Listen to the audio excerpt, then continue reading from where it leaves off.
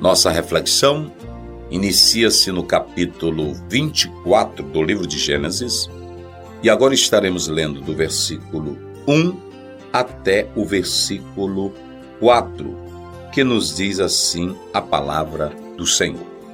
E era Abraão já velho e adiantado em idade, e o Senhor havia abençoado a Abraão em tudo.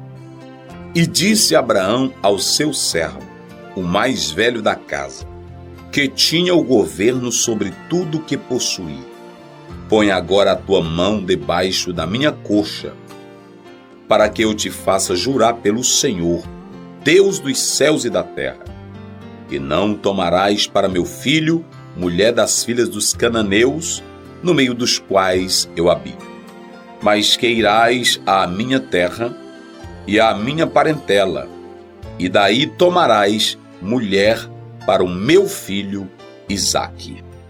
Eu vou falar sobre o servo Eliezer, seguindo aqui os primeiros versículos do capítulo 24 do livro de Gênesis.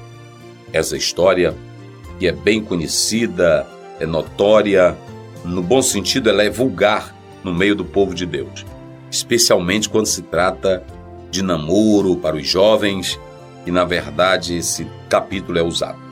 Mas eu quero destacar o servo Eliezer. O texto começa dizendo algo interessante, que Abraão já está avançado em dias. O texto diz, adiantado em idade. Outras Bíblias vão dizer abatido, e outras vão colocar aqui idade avançada. O certo é que quem tem a idade avançada, com certeza já tem um certo abatimento. Fica provado para nós que, sendo homens de Deus, a nossa vida é marcada de lutas e traz ao corpo um certo abatimento. Mas em destaque, a Bíblia faz uma colocação muitíssimo importante. Ele estava adiantado em idade, Abraão, mas a Bíblia diz que esse homem foi abençoado por Deus em tudo. Que coisa maravilhosa! Perceba aqui, e eu acredito que a prosperidade de Abraão tem ligação direta com o que diz Provérbio 3:6. Reconhece-o em todos os teus caminhos, e ele endireitará as tuas veredas. Abraão se tornou próspero porque sempre ele quis e colocou Deus em tudo na sua vida. Ele reconhecia a mão de Deus em tudo que fazia.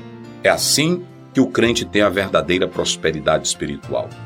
Nós queremos dizer que o patriarca Abraão, já na idade avançada, ele ainda tem uma grande luta, ele tem uma grande tarefa diante de si: deixar seu filho Isaque casado.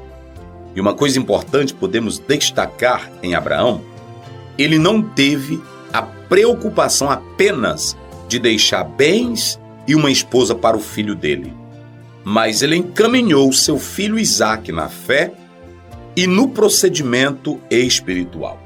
Então, isso é o mais importante na vida desse homem de Deus, Abraão. Por vezes, um pai quer deixar para um filho, ou para a filha, ou para a família, bens, fazenda, terra, gado, formação, casamento. Tudo isso é importante. Mas o que um pai pode dar de valioso para o filho é a formação espiritual. Priorize isso, pai. Priorize isso, mãe, dando a verdadeira formação espiritual para o seu filho. Foi isso que Isaque, nós vamos ler posteriormente, que esse filho de Abraão seguiu as pisadas do pai. Isso é interessante. Seguindo aqui, nós falaremos agora de um homem que poucas vezes aparece na Bíblia, mas a quase única vez que ele aparece, ele tem uma desenvoltura, ele se torna um vulto tão suntuoso que só precisou apenas dessa página para dizer tudo o que um homem de Deus precisa ser. Seu nome é Eliezer. Na verdade, queridos, nós podemos analisar que Abraão dá a esse servo uma grande missão, que é encontrar uma noiva para o seu filho. Observe que Eliezer recebe essa missão porque ele já era um homem que tinha provado para Abraão sinceridade. Ele já era um homem que tinha provado para Abraão que era fiel. Não se pode entregar cargo para alguém quando, na verdade, essa pessoa não é fiel nas pequenas coisas. Gradativamente, Eliezer cresce, Eliezer prospera porque ele era fiel. E aí Abraão agora chega à maior missão, que é encontrar uma noiva para o seu filho Isaque. Então, esse homem aparece nas páginas da Bíblia poucas vezes, mas o que se fala dele é de grande relevância. Eliezer é um homem aplicado no trabalho, Eliezer é um homem de fé, Eliezer é um homem tranquilo, Eliezer é um homem racional. Você pode comprovar isso, por exemplo, lendo Gênesis 24, olha, por exemplo, o versículo 26. Então inclinou-se aquele varão e adorou ao Senhor. Perceba que ele era um homem de fé. O versículo 12 diz assim claramente para nós: e disse: ó Senhor Deus de meu senhor Abraão, dá-me hoje bom encontro e faz beneficência ao meu senhor Abraão. Ele era aplicado no trabalho.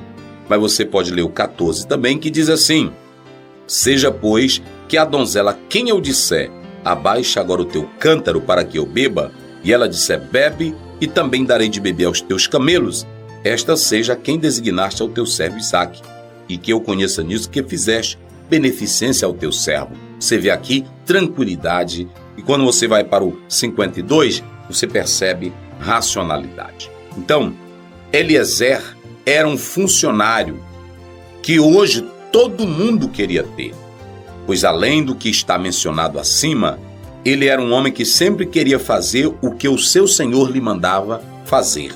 Isso você pode comprovar no versículo 35 e no versículo 36. Mas também Eliezer tinha lealdade. Ele não queria ser o herdeiro e nem falava mal nem do filho e nem do patrão. Esse Eliezer era um homem de postura, conforme já descrevemos nos versículos anteriormente mencionados. Eliezer jurou para Abraão, ao pegar em sua coxa, que não falharia nessa missão, mas que faria de tudo para que a procriação, a descendência de Isaque, realmente acontecesse. No versículo 3 está claro que uma boa tradição entre os judeus vai ser mantida, que o casamento deveria ser realizado somente entre o povo de Deus. Esse procedimento será como um fio condutor, vai alcançar a comunidade de salvos do Novo Testamento. Vamos fazer a leitura de algumas referências bíblicas nesse particular. A primeira que eu quero citar, por exemplo, é Deuteronômio, capítulo 7, versículo 3. Diz assim a palavra: nem te aparentarás com elas, nem darás tuas filhas aos seus filhos, e não tomarás suas filhas para teus filhos. Vamos ler também a palavra do Senhor em 1 Reis, capítulo 11, versículo 4. Olha o que nos diz a palavra do Senhor nesse texto bíblico. Porque sucedeu que no tempo da velhice de Salomão, suas mulheres lhes perverteram o coração para seguir outros deuses, e o seu coração não era perfeito para com o Senhor, seu Deus, como o coração de Davi, seu pai. E quando você vai para 1 Coríntios, capítulo 7, olha o que nos diz a palavra do Senhor para fecharmos essa temática. Diz assim no capítulo 7, versículo 39, a mulher casada está ligada pela lei todo o tempo em que o seu marido vive. Mas se falecer o seu marido, fica livre para casar com quem quiser, contanto que seja no Senhor. Nós não podemos defender que a pessoa pode casar com qualquer pessoa, até com descrente. Não. O verdadeiro servo de Deus sabe que existe o efeito cultural, o aculturamento. A Bíblia mostra que Salomão foi corrompido pelo poder das mulheres. E aqui, essa tradição, ela deve ser mantida. Deus os abençoe para sempre. Amém.